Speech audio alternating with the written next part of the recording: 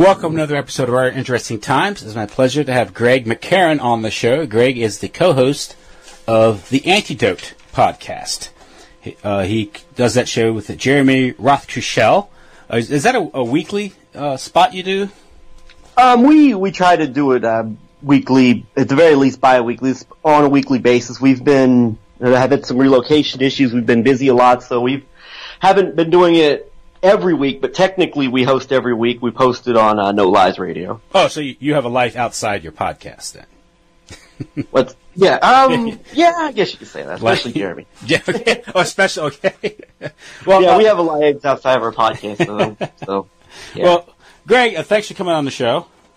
Thank you for having me. And, well, you're certainly welcome. And, well, tonight, first talk about your show, Antedote. I want to give the audience maybe an idea of what you do with that show and maybe pick up from there what you want to talk about tonight. You said you talk about controlled opposition, the sort of this false left-right paradigm, social engineering, so the psychological warfare. You also use a term I noticed in your podcast was psychographic. Maybe you can distinguish that from psychological warfare, too. Psychographic, right, was the word you used?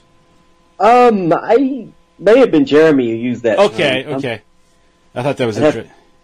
Think about that, mate. It's a good question. Okay, so what is psychograph? Anyway, so your show. Our program. Okay. Antedote, the Antedote show.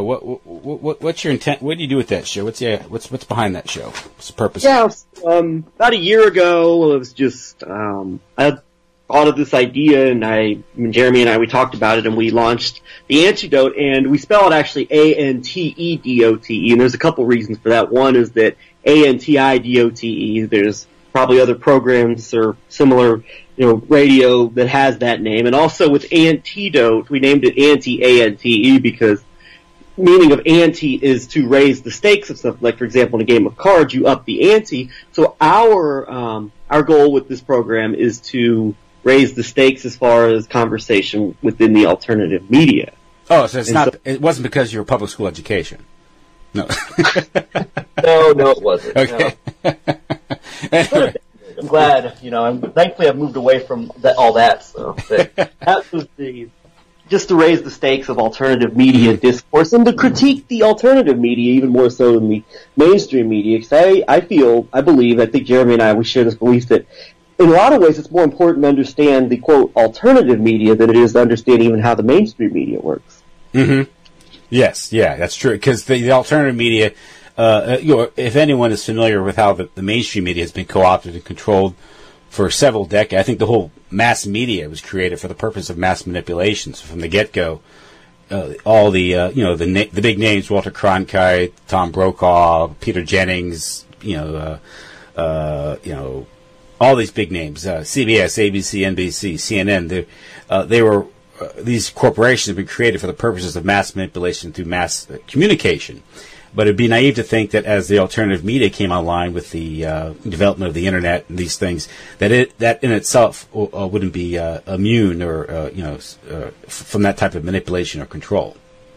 So absolutely, and I think that in some ways, you could even argue that the control of the alternative media is even more pervasive, alternative media in a lot of ways is even more controlled than much of the mainstream media is. And I feel like it's because when you have programs and outlets that are designed for elements of the population that are awake or that are at least partially awake, that have an understanding of a lot of the criminality that goes on, a lot of cases the propaganda coming from many of these alternative media outlets, I'll use one example, would be InfoWars with Alex Jones, or on the left you have Democracy Now! With Amy Goodman. Those are just two examples. A lot of times with these alternative media programs, the propaganda has to be even more sophisticated than what you get in the mainstream media. Mm-hmm.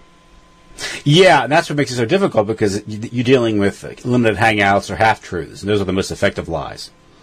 Exactly. What was it? I forget who made the quote, but if you have 95% of the truth and you mix in the 5% of lies, the 5% of the lies are much more influential than the 95% truth could ever be.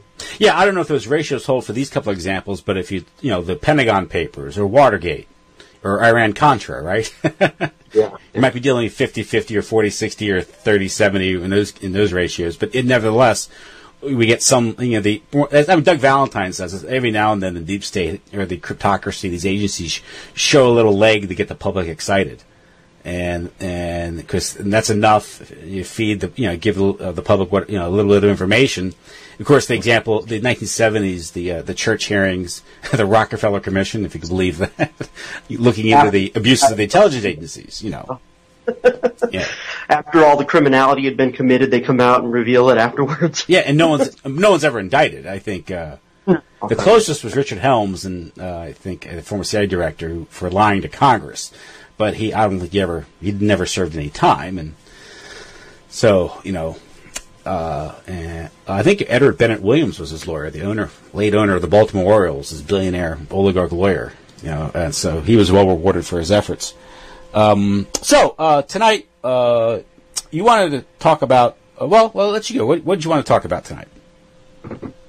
Well, with our program, Jeremy and I, we focused a lot on as I said, we focused a lot on the so-called, quote, alternative media and a lot of the players involved with that, and also within activist circles. And we've made we've devoted a large portion of our program to a lot of what's going on within the right wing in America, and in the West in general over the past several years, but of course especially since the rise of Donald Trump, and our theory that we've outlined through various programs of ours, that this movement that is rallied behind Donald Trump, which is led by media sources such as Breitbart and a few others, InfoWars increasingly, that this is pretty much a network that has been created that is the creation of right-wing Zionism, and literally in a lot of ways a creation of State of Israel, and it is designed, I think, to bring in the right wing, the conservative Americans that are very uncomfortable with the way their country's headed and the way things are going.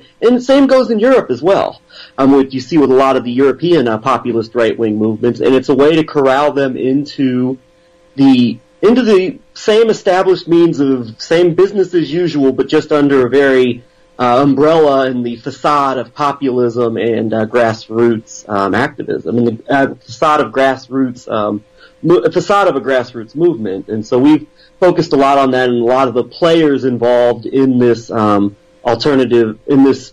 right-wing movement which has taken place. It's really it goes all the way back to the 50s and 60s, but it has, I think, reestablished itself in a major way with the rise of Donald Trump. And I'll give your viewers, I will mention a name of someone who's done a lot of work exposing this, and that's Nick Spiro. He hosts a program called Circus Maximus, and if you go to YouTube, you could type in Circus Maximus, you could find a lot of his programs. He had a program on the Renegade Broadcasting Network for a couple of years, and he's you can go through their archives and find some of the programs that he did where he's tied the pieces together as far as the controlled right goes, going all the way back to the John Birch Society, and even before that to people like Roy Cohn. Roy Cohn, of course, was McCarthy's lawyer and was the mentor of Donald Trump. And Nick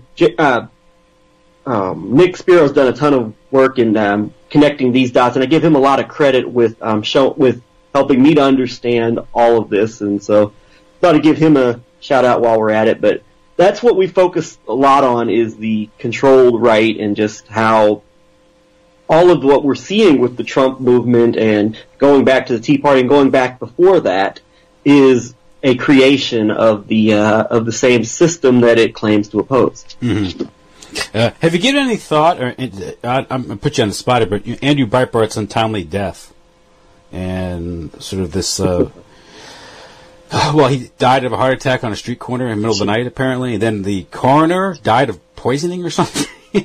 That's awfully strange. Yes. I don't know what to make of that, because with Breitbart, it's one of those cases where you don't want to make a martyr out of the man, but at the same time, you have to question what happened to him. And apparently he was claiming he was going to be putting out some pretty big revelations, and he also had been mentioning things related to John Podesta and the Clintons like 5 or 6 years before all that scandal broke out too. So you do have to, while I don't for one second believe that he was a force for good, and certainly what he created and what Breitbart has become, I don't believe he's a source for good, but I definitely believe that the circumstances surrounding his death should be questioned and definitely should be scrutinized. Yeah, we have, of course, in 1975, 76, you can go on YouTube and see Frank Church, I think Senator Goldwater, handling a heart attack gun. the CIA used to assassinate people, make it feel like natural causes. So obviously you can easily fake a death and make it look like natural causes, especially. But perhaps perhaps his shelf life expired, for his handlers, and he got maybe. Yeah, and if you look at the roots of Breitbart, he's dealing, with potentially with some dangerous people, and of course he's investigating. Maybe he himself didn't know how controlled he was. This is just speculation. They're the best assets, perhaps. So I just thought that was interesting. The way he died. Of course, the coroner died of some what poisoning was it? Some sort of poisoning, and then there wasn't never any investigation. It just seemed very strange to me. But that is interesting. But as far these sort of this controlled opposition, the JBS, Roy Cohn. Of course, Roy Cohn worked with McCarthy, and was also close with Bobby Kennedy back in the 50s. But Roy Cohn also was a master of human compromise. Yes. And that was how he controlled the political process. I remember there's an anecdote about Roy Cohn. He's representing someone who's charged with a crime, and the guy starts talking about the case, and his response is, "Don't bother me with the case. Tell me who the judge is." And so that's how you control it, and that's how you may manipulate the judicial process or the criminal justice system. It's also how you would manipulate. One of the ways you manipulate the political process. Another way is bribery. Another way is blackmail or a mixture of both. And of course, intelligence agencies, particularly intelligence agencies like the Mossad, are particularly adept at such tactics. Anyway, so you're looking back at sort of the John Birch Society. What was related to now? I mean, what was their function back in the early '60s in sort of maneuvering the political process in a certain direction? Well, my understanding of the John Birch Society, and I'm not an expert on the John Birch Society, but I believe that indeed that Robert Welch and the founder of the JBS, who was to the Welch's candy fortune, I believe there was Rockefeller funding involved with the establishment of the John Birch Society. But even going on from there, I believe the function of the JBS was to kind of control the anti-communist sentiment that was building in the country in the 50s and 60s, and in a way also made those who were critical of, say, of far-left activism, of any type of socialist Marxist activity in the West look like just completely discredit. Mm-hmm. Discredit the opposition, I think. I think that might have been the primary function of the JBS. I mean, if you've ever heard the song by Bob Dylan, the John Birch's Paranoia Blues, I mean, that's a perfect example of how JBS operated. There was a communist literally under every bed, and I'm looking for him under my bed, and I can't find him. And that's how I think that a lot of the more sensationalistic elements of an organization like JBS, I think that's what it was designed to do. And also, Jeremy's tied together that just before the Kennedy assassination, within weeks and months leading up to the Kennedy assassination, JBS is putting out flyers in literature calling John F. Kennedy a communist agent and all this, and almost like it's contributing to the climate that could have led to the assassination of the president, and in a lot of ways perhaps turning its base against Kennedy in a strong way prior. And I would have to go back and look at all of that. But I think that the primary function of an organization like JBS would be to control and manipulate the opposition that was going on at the time to the post-World War II agenda, as far as setting up all these global institutions, all these global organizations, and just discrediting it to the point to where it couldn't be taken seriously by the majority of the population. And at the same time, at a higher level, the communist state itself was probably controlled opposition. If you go back in the history, absolutely, absolutely. You'll find a lot of these prominent communist characters are all tied in with major capitalist bankers and tied in with the intelligence agencies, OSS and others, and banking institutions. So it just goes all over the place, and it's it's very pervasive, and it's like it's one entity of controlled opposition reacting to another created controlled opposition. Yeah, and the OSS, of course, is bringing in these Marxists, cultural Marxism, and these things being promoted, but ostensibly because they're anti-Hitler, I guess. But then after the war, they go into Hollywood and the university system, which greatly expands in the 50s and 60s, and they more or less infest the universities at the very time. The children of the baby boomers of the 60s are going into these universities, and there you have the broad cultural agenda that's being played out, which universities are a great weapon in the culture war, because they create these, what Wilhelm Reich called mass situations. And if you want to change the culture or sort of promote the sexual revolution, you do it through, one way you do it entertainment, another way you do it through education, but the universities themselves, all these young people at the same time going to the colleges that are filled with these professors that'll teach them to hate their parents and despise their values. So, I mean, it's too much to be a coincidence, really. Well, on the flip side of that, you have the reactionaries who, while they're talking about all this, and while they're talking about how lamenting the decline in moral values and the decline in society and all this and the societal norms, they're not letting you know that they're not letting their bases know that this is pretty much all a created, orchestrated, manufactured decline in society. Instead, it's just a natural cause of liberalism, and liberalism is a mental disorder and all this. Yeah, so while you've got one side where you're seeing the roots of the fruits of the 60s and all that, it created a lot of what that culture created. You've got, on the other hand, you've got the loyal opposition, which is just actually perpetuating this divide by just going after the symptoms, not talking about the root cause, and just playing right into the hands of those they oppose by just creating all this anger and hostility towards the people who are the foot soldiers, while they're not actually looking at the man behind the curtain. You're just focused on... I mean, you could say the establishment, but you would say the silent majority, as Nixon referred to them. There's people defenders of what's called decent society. In many respects, they were correct. But at the same time, they're morally compromised because they're supporting the war in Vietnam, and they're supporting all the violence. And the youth are seeing this, and young people are very good at at identifying hypocrisy in the elders, and that creates a contempt. And again, the ethnographers, the anthropologists, the psychological warfare specialists are working for the intelligence agencies and the foundations, and corporate America itself would see that as a form of social alchemy playing out here. Obviously the reaction of the older generation, the generation that kind of marched off to World War II and didn't create any problems, are going to look at this generation that are now burning their draft cards and not going off to Vietnam. They're going to say, "Why aren't this is what decent people do? This is what good patriotic Americans do." And now, in this generation, good patriotic Americans support the military, and they support Israel, and they support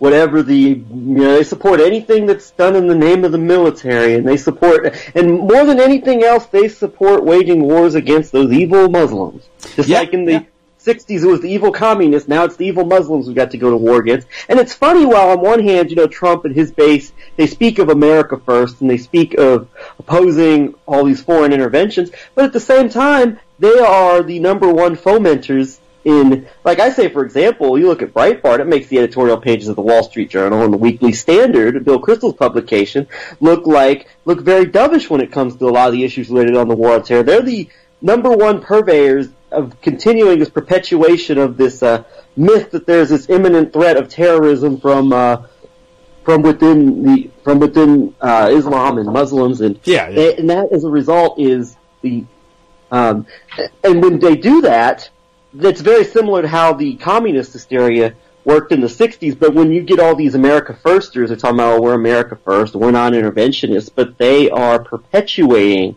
this phony, fake war on terror more than anyone else by continuing to sound off this alarm and this phony threat of creeping Sharia law and creeping takeover of your society by these Islamic radicals. So they, more than anyone else, are fanning the flames to perpetuate and continue these wars. Well, any close examination will reveal that Islamic radicalism or Islamic terrorism, these groups are always revealed to be assets of Western intelligence, and that goes back decades, back even to the British Empire, were fomenters of this stuff, and proxy warriors, gangs. That's not to say that people in the West should not be concerned about mass immigration and a lot of what happens with as far as the divisiveness that results as a result of having two peoples that really don't have much in common coming together and being forced together into being forced together. It doesn't mean that Westerners shouldn't have concerns about that, but their concerns are being manipulated, whereas instead of actually looking at the reasons why this mass immigration is taking place, which is the destruction of these countries and then the refugee crisis, which goes hand in hand, instead of that, their anger is being directed in the direction of the people themselves who don't have any power over this, and they're just pawns in all of this. And it's a lot of way with like immigration from Mexico and from Latin America, where instead of looking at the people that are actually causing these policies, their anger is being directed at those who don't have any power that are being scapegoated. Yeah, and the alternative media has just done a masterful job, I hate to say it, in just creating a literal culture of absolute hysteria and paranoia when it comes to Islam, which just ironically, of course, is the people that are the primary targets of this, I use that term in quotations, our government's, wars of aggression, so. And these things, this is sort of low-grade warfare or fomenting civil war, this policy of destabilization, of so-called third world countries or developing nations or resource-rich nations in support of exploitation, because this goes back to the early days of the CIA in Guatemala and Latin America overall, where U.S. policy has always been to sort of treat it like to exploit it for its resources and keep it poor and destabilized. And of course, if you doubt that, just if you look at what's the true objective? What was the true objective of Fast and Furious? Importation of weapons into Mexico to destabilize, to create the conditions where you have immigration providing cheap labor. You have that area in Mexico where you have the factories of cheap labor. That wouldn't be possible without the destruction of Mexican agriculture. And that's a policy that goes way back, even to the enclosure movement in Great Britain, and the destruction of the monastic system. These things where you created paupery. And then that's when they provided the massive humanity to transport overseas to places like Australia. They had the same policy in Ireland with the British, with the immiseration of the Irish people, then their exploitation. Then the British policy creates the potato famine and these things, which creates mass exportation of Irish into the United States, which creates fodder for the Union Army and fodder for the factories to industrialize the United States. This policy, it's just a policy of human exploitation, human harvesting. It's an ideology that seems to, perdure. An oligarch's view of humanity. And when you can create conditions that impoverish people, make them desperate, then you can exploit them. And most Americans, of course, obviously the media doesn't cover this because it's not immediately obvious. You have to kind of, read up a little bit, examine it, and do a little thinking. But it's pretty obvious if you think about it. So. Yes, indeed. And on the topic of Vietnam and the John Birch Society and the anti-establishment movement and the similarity between now and the 60s, I've noticed that I mentioned that John Birch Society operates a lot like, say, Breitbart does now, or InfoWars to an increasing extent, with Alex Jones becoming more of a mainstream figure. But I'm noticing a similarity, whereas you had in the early 60s, you had William F. Buckley, who, by the way, I think you did a really fantastic program on just a couple of weeks ago.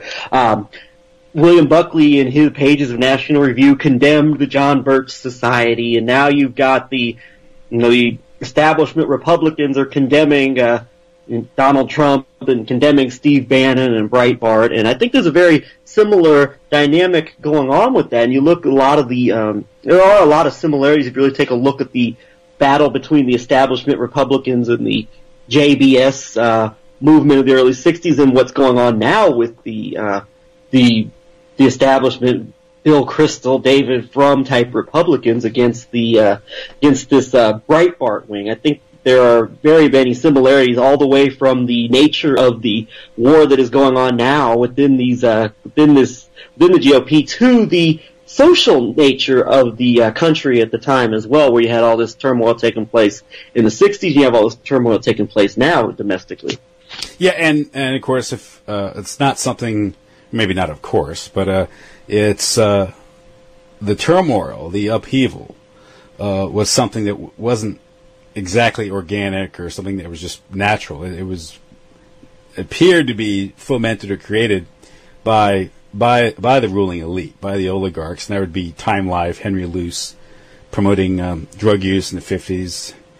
You have the creation of feminism, which Gloria Steinem controlled opposition.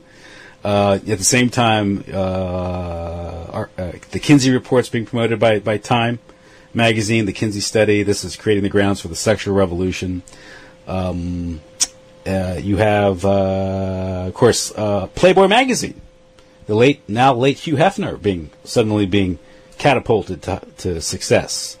And because he happens to have the pictures of Marilyn Monroe, who roughly at the same time is catapulted to stardom.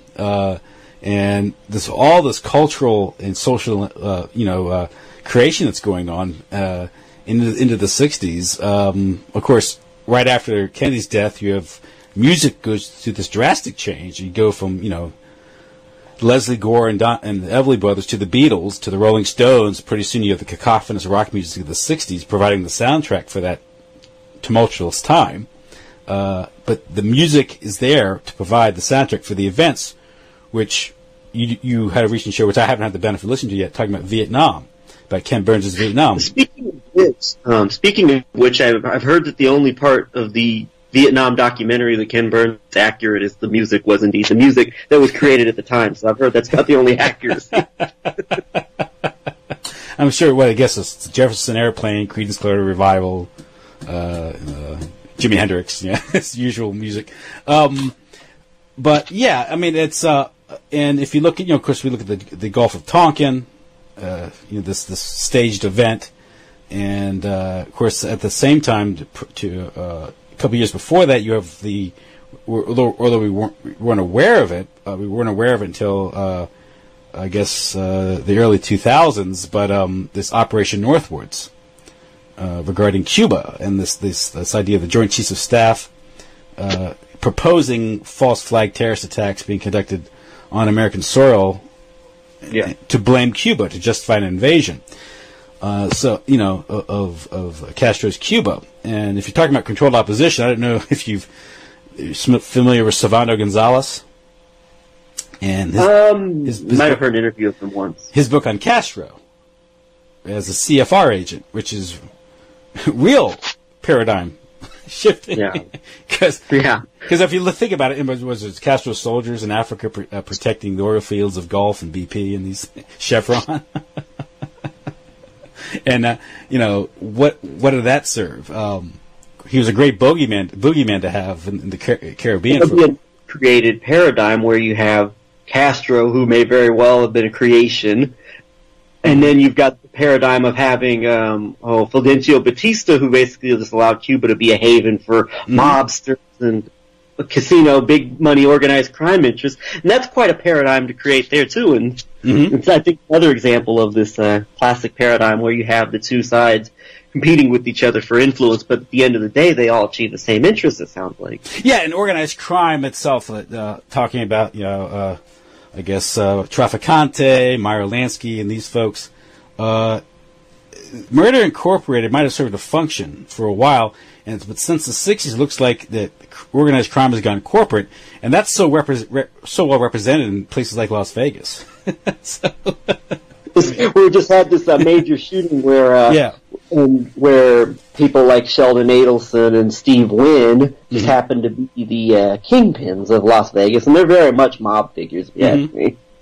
And Las Vegas, of course, found on organized crime. They're close friends of Donald Trump. And there was a report that went around, I don't know if you saw this, it was published on the website 4chan, where about 3 weeks before the Vegas shooting, there was a warning of something taking place in Vegas, and that Michael Chertoff was looking to profit once again off of increased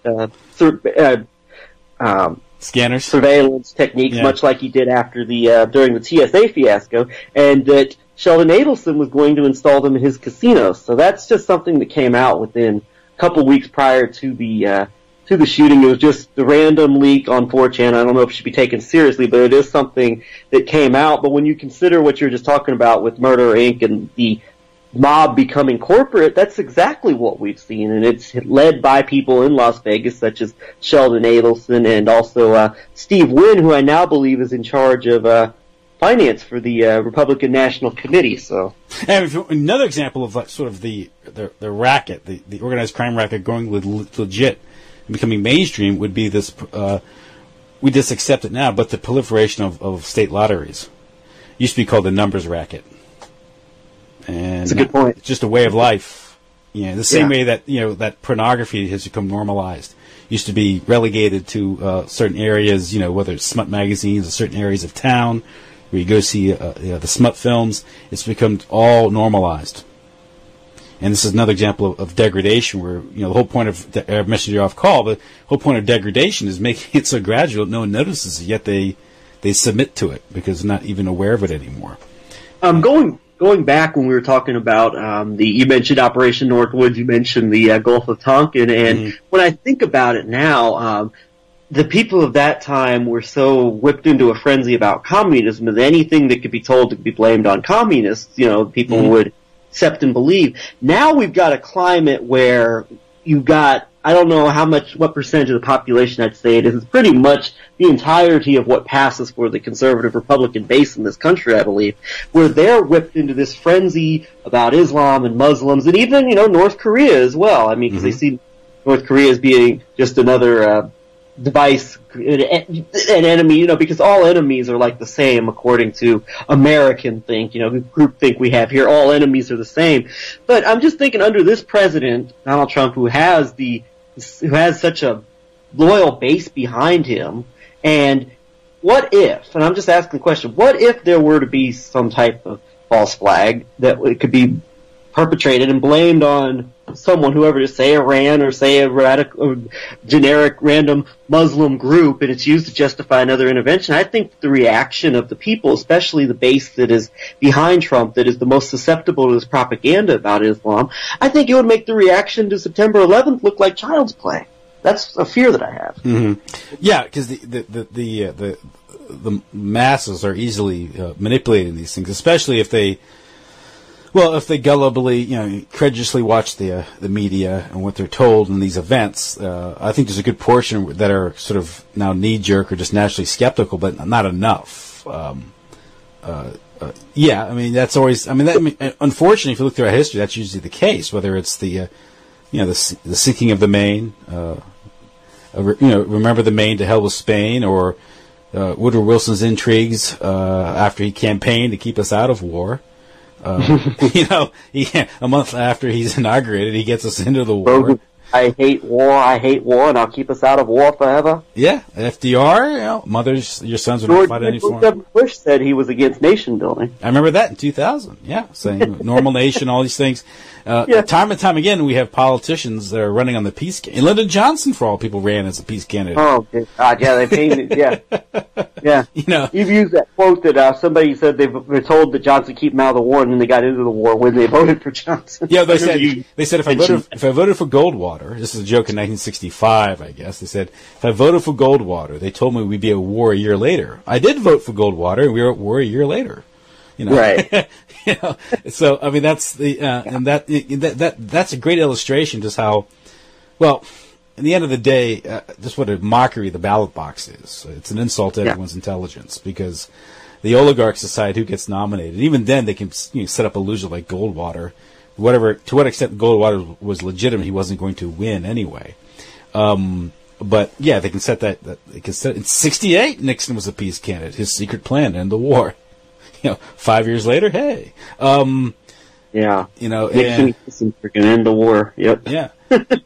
I guess more bellicose president to win to win an election would be Reagan in '80. Who was campaigning on the idea that Carter was weak. And that's another example where the media gives us a limited hangout or half-truth about the Iranian hostage crisis and the intrigues, the October surprise thing, where that was sort of just tossed out as wild conspiracy theory. But if you look into it, yeah. First of all, the shenanigans and crimes committed by the deep state intelligence agencies, in this case, we're talking about sort of a privatized, this is Safari Club group that didn't like Carter allegedly because Carter had done that massacre and.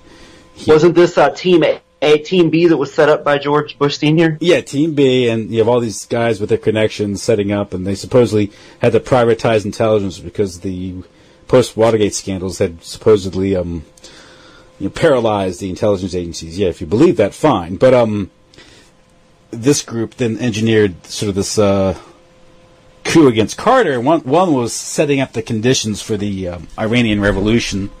The Shah had expired, his shelf life had expired, and they facilitated, Khomeini coming to power, talking about false opposition.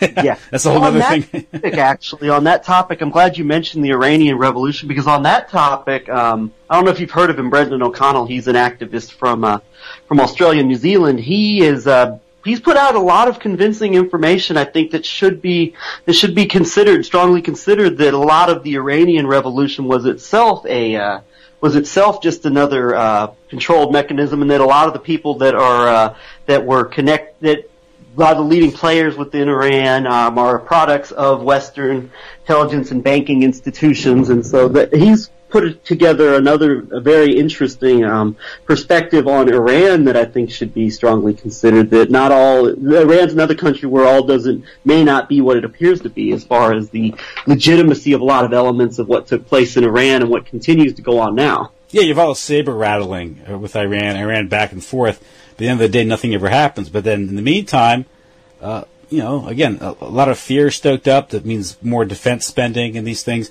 But initially, just going back to 78, 79 I think it's Henry Kissinger who talks Carter into accepting the Shah into the country, which would set the Iranian people off in a big way. And as a pretext for the United States government freezing Iranian assets would happen to be in Chase Manhattan Bank.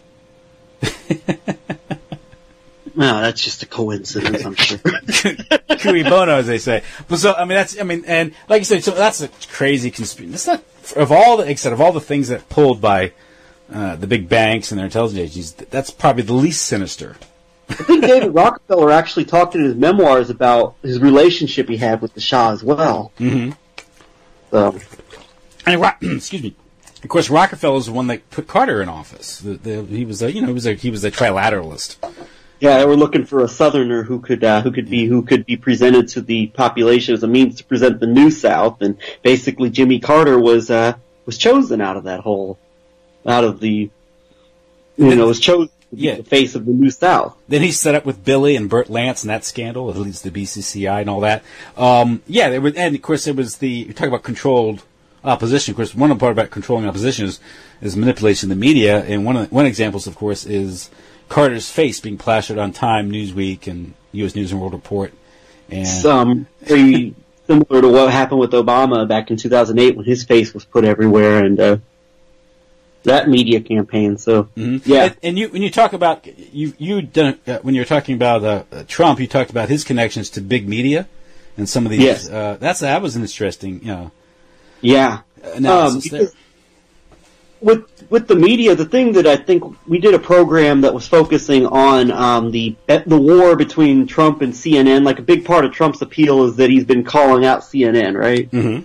It's basically a fake news institution. But when you look at the campaign, it's really interesting when you actually evaluate. I mean, Trump and Jeff Zucker, the head of CNN, they have a long relationship. It was Jeff Zucker and the New York Times Magazine of all places. I always like to find good links within like publications like that if you can read between the lines. And there was a really good cover article written for New York Times Magazine which details the relationship between Trump and Jeff Zucker. And even this article in New York Times Magazine, of all places, is basically saying that they helped each other, that Trump gave Jeff Zucker a hit TV program when he needed one, which was, of course...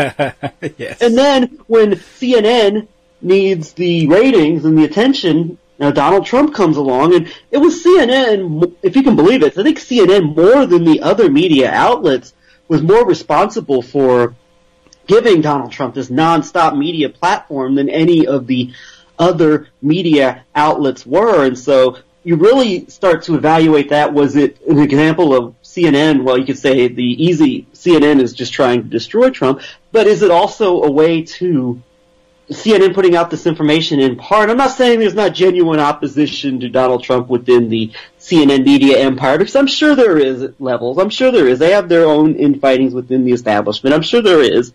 But is it possible that when you look at the relationship Trump and Jeff Zucker have had over the years and their warmness, and clearly they've had a close, warm relationship. They were in contact with each other during the campaign, and Trump and Zucker would message each other and talk on the phone about things and the way he was being covered and all that. And Trump would complain to Zucker if a CNN commentator said something specifically about him. But is it possible that perhaps CNN was giving Trump this coverage knowing that it would cause the population to react in a certain way? And you got to remember that Donald Trump is a master at understanding media and how to work the media, because he's been in New York City for all these years, and Donald Trump basically was created by the tabloid press in New York City. The image we have of Trump and his image and his persona was created by that in the public eye. It was Trump's been at war with the New York City tabloids for the past 40 plus years, and so he knows how to handle negative media coverage and use it to his advantage. And you have to wonder if this was a desired reaction in a lot of ways to portray Trump as this ultimate boogeyman of the liberal media. Was it a desired reaction, knowing that you've got a powerful enough media on the other side with the rise of the internet that could counter it? And, of course, Trump's political ascendancy is a great illustration of the connection between the political world with the business world with organized crime. If you look at Resorts International, which he bought, which traces back to Meyer Lansky. Yes. Yeah, Michael Collins Piper documented all that. Yeah. That's the Mary Carter Payne Company. It also connects to intelligence. That was a front company established to launder the money. Of course, this builds. I think isn't that what financed Paradise Island or something down there? And same with Las Vegas is financed by this stuff, and it becomes normalized, a big part of American culture and entertainment. The same thing with Los Angeles and Hollywood. The corruption of Los Angeles is feeds Hollywood, which then legitimizes Hollywood culture and then spreads Hollywood culture, LA culture, the rest of the country. These things. So it really is amazing. I mean, it can be overwhelming if you think about it, but it's kind of like in your face, but no one seems to even want to think about it.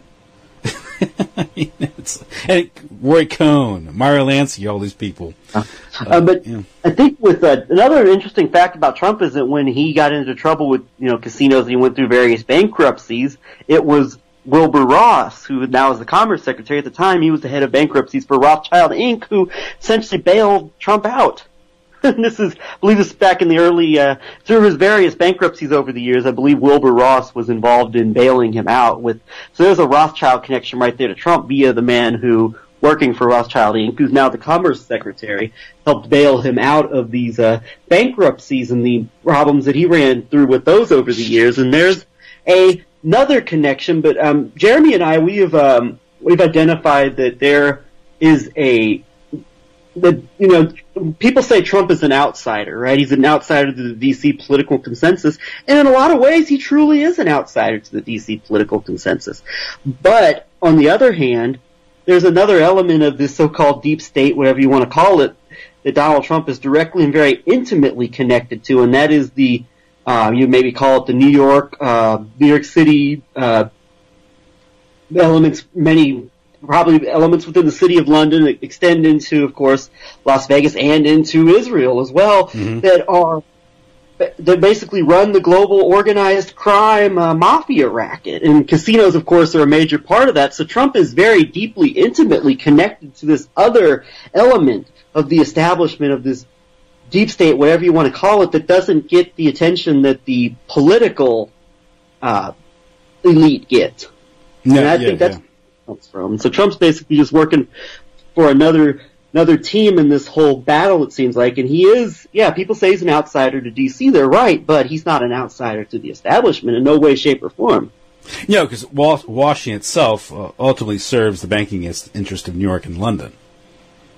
These are the political managers that are hired by families like the Rothschilds, who have, at least since the 19th century, have I think suborned and controlled governments for the banking interests, through leveraging debt. And this is how usury, the legitimization, this normalization of usury into the banking system, and how people just don't question. But that's a method for intergenerational debt slavery and control, manipulation through the currency. But you talk about something, a family like the Rothschilds, and they're manipulating. I mean, people don't realize it. People think the moment you mention Rothschilds or Bilderberg, people think you're a conspiracy nut because we're told these families aren't important. Right. Well, David Duke says they're irrelevant, so the Rothschilds are irrelevant according to him. So. But I mean, look at throughout history. I mean, if you look at the things like Manifest Destiny, I think that was August Belmont. He was a Rothschild agent. Commodore Perry, he's the one that pried open Japan from in the 1850s. His daughter married into the Rothschild. I think his daughter married August Belmont, and he was so she was marrying into the Rothschild family. And some people even look at something like the events like the War of 1812 and the so-called American Civil War as sort of a crisis that was fomented by these very banking interests. That's going further back into history, and that's a little bit more mysterious. But if you look at this is done through B'nai B'rith and Freemasonry, and if you look at the prominent role that Freemasonry played on both sides of that Civil War, of the so-called Civil War, it is it is curious to say the least. Yeah, and that's another area Jeremy and I have recently started looking into, was the role of the B'nai B'rith and the Masonic elements in fomenting the American Civil War. And of course, later on, it was these elements that went on to found and establish organizations like the Anti-Defamation League, and also an organization like the NAACP. It appears it was very much a B'nai B'rith creation. It's all back to that 1913 era where you had the Federal Reserve and the ADL and the NAACP all created right around the same time, and it was over the fear of the reaction to the lynching of Leo Frank, which actually I believe created the Anti-Defamation League. And we've gone and we've started to get into some of this stuff with the Civil War and some of the machinations of that. And there have even been articles published, I think even a publication as mainstream as the Forward has published why aren't these statues of Jewish Confederate figures coming down, and specifically mentioned, I believe, Judah P. Benjamin, who was a significant, of course, figure within the Confederacy who was Jewish ancestry. And of course, we don't even have to begin to wonder why nobody's calling for the Albert Pike statue to be moved in Washington D.C. That's the only Confederate monument in Washington D.C. is to Albert Pike. Yeah, exactly. Who wasn't even wasn't even a great general. He was kind of like right? I don't think he's also credited as being like one of the original Klansmen. Yeah. Of course, the Klan, of course, Knights of the Golden Circle, these guys that, conspiracy that killed Lincoln, because in Lincoln itself, you can look at the presidency of Lincoln, and based on this analysis, Lincoln played his role, because the conflict was necessary, so Lincoln invades the South, which sparks the war, because he denied secession to the South, but at the same time you have them fomenting the crisis of secession. This is a great example of a secret society using Freemasonic techniques of infiltration and manipulation to foment a crisis and then exploit the crisis. And of course Lincoln, I guess maybe Lincoln didn't play ball when he didn't borrow. He issued greenbacks. That's the theory. And so they killed him. He was killed by this Freemasonic conspiracy. I think even, standard history says, this conspiracy. Another three-named assassin, John Wilkes Booth, Harvey Oswald, James Earl Rand, just another three-named assassin. There's probably some type of reasoning. There might be some type of occult reasoning for why they all have three names. You never know. Yeah. And of course, you mentioned the Mary Fagan case. That's a great example of the South and what was going on. This was the South just recovering from the destruction of the war in the second decade of the 20th century, and Leo Frank, by all accounts, was guilty, but it was the governor who was. Some people, I guess, some evidence that he was bribed by powerful Jewish interests to grant Leo Frank clemency in lieu of a new trial, and this outraged the people in Georgia because they had given him a trial. He indeed was found guilty. In fact, in the process of trying to be acquitted, he tried to frame two black men. This horrible crime, a 13-year-old girl. Worked in his pencil factory. Of course, Leo Frank himself was the head of B'nai B'rith in Atlanta. And so that might have been why everyone went to bat for Mr. Frank. The organized Jewish community went to bat for him. He was a big Jew. So it's interesting that you mentioned that, because when you think about it, actually, you think of a lot of the... there were a lot of prominent Jewish businesses in the South, I believe, that were very much supportive of segregation, of a lot of the Jim Crow type laws in the South at the time. And you look on top of that, and you look at a lot of the Southern senators who were, the Southern the Southern Manifesto and all that. You look at them in Jewish causes in general, and of course the anti-communist scare, which I think a lot of organized Jewish interests had a big stake into perpetuating the fear of communism, as well as the rise of what people would perceive to be like the genuine manifestation of communism. And these politicians in the South, I think, were very much serving of interest, even to the point to where William Pepper, the biographer who's written books on Martin Luther King assassination, is documented that Strom Thurmond, of all people, gave Jesse Jackson a letter to give to Richard Daley in Chicago recommending his services. So, oh, really? Well, I mean, it's like there's definitely another example of where I guess Pepper has this letter. He's obtained this, and it's in one of his books about the Martin Luther King assassination. But that is just an example of, I think, how even these Southern politicians who were playing the role of opposing the civil rights movement, opposing a lot of the integrationist efforts, were also very much serving the organized interests at the time, particularly when it came to Jewish interests back in the, or what would just pass for the Jewish establishment's interests back in the 50s and 60s, as far as fomenting a lot of the divide and conquer agenda. Yeah, because it was in the wake of the Leo Frank trial and his subsequent lynching, it's perhaps the beginning of the Jewish war in the South, you could say. And that's when, the Spingarn brothers, I think, financed NAACP. Who was it who went in there and said there's not a one Negro, and then they're all Jewish lawyers? And was it Du Bois actually who said that? Yeah, I think it was D.B. Du Bois went in there and said there aren't any black guys in there; they're all Jewish lawyers. But again, this is another example of a group going in there, and an outside group going there exploiting real problems, but not for the purposes of creating racial harmony, but for actually creating problems and some sort of retribution against the South. Of course, the South then reacts, closes ranks. And that even dynamic plays out in the civil rights movement in the 1950s. Remember Martin Luther King, whose handler was Stanley Levinson, who some people think he was a real author of the letters from a Birmingham jail. This isn't to say that the basic claims of the civil rights movement in the 50s weren't correct. I mean, basic civil rights and these things.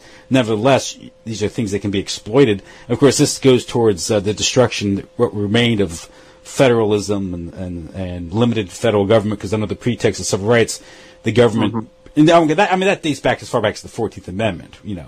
The civil right, the post-Civil War amendments, which were actually 13th, 14th, 15th Amendment, which were passed at Swords Point, at bayonet point. So there's a problem with their proper ratification as as amendments to the Constitution because the southern states were occupied states. But nevertheless, the 14th Amendment pretty much gave the federal government a multitude of pretexts to intervene in the states.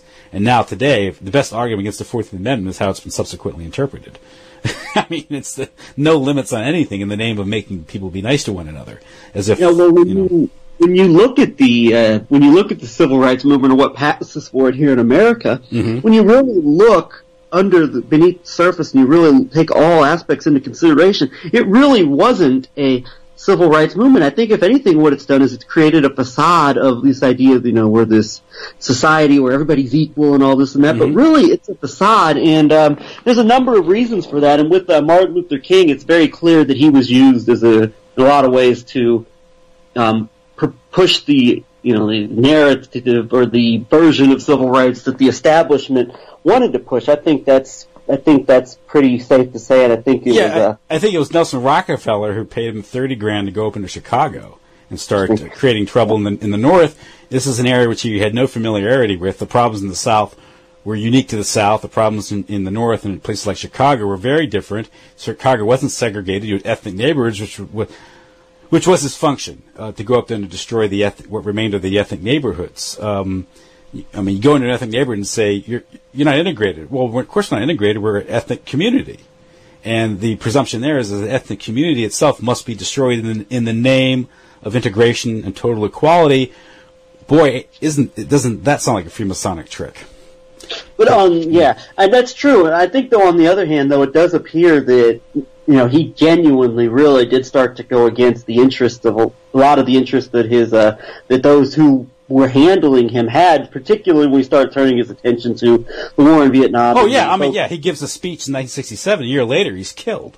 Yeah, and the media, who was very supportive of him up until then, turned on him in a major way after that speech, and because he was starting to link the struggle in America to the struggle globally, planned the major mass march on Washington, D.C., and of course that was something that couldn't happen. And then you had the tent city, which was pretty quickly destroyed after his death. I don't know if you've looked into that. The King was planning the massive march on Washington, the Poor People's March, and that never came to fruition because he was killed. And then there was a makeshift tent city called Resurrection City set up that was pretty quickly just completely destroyed by the feds and by the police in D.C. So that effort never came to fruition. But I believe that there's a great article I would recommend this from the Black Agenda Report website. It's titled Loretta Lynch's Condoleezza Rice with a Law Degree. And a lot of people would not necessarily agree with a lot of people may not agree with all the findings of this article, but I think the basic tenet this article lays out is absolutely true, that what happened in the 50s and 60s is that, and of course I think there's more to it than just this, but the writer of the piece lays out the idea that, you have to at the very least create the facade of equality, because you can't fight a propaganda war against the Soviet Union while significant, an entire racial group in your country is living under less than equal circumstances. And the theory that's laid out in this article is that those who are elevated to positions of power within the black community, say those who make it to elite positions within government and media, what it is to create the facade that, see, we have equality, when in reality what these figures do is they go into government, they go into media, they go into these prominent positions, and they just continue to perpetuate the same agenda that has been instituted all along. And because they're not really there. You don't see any real criticism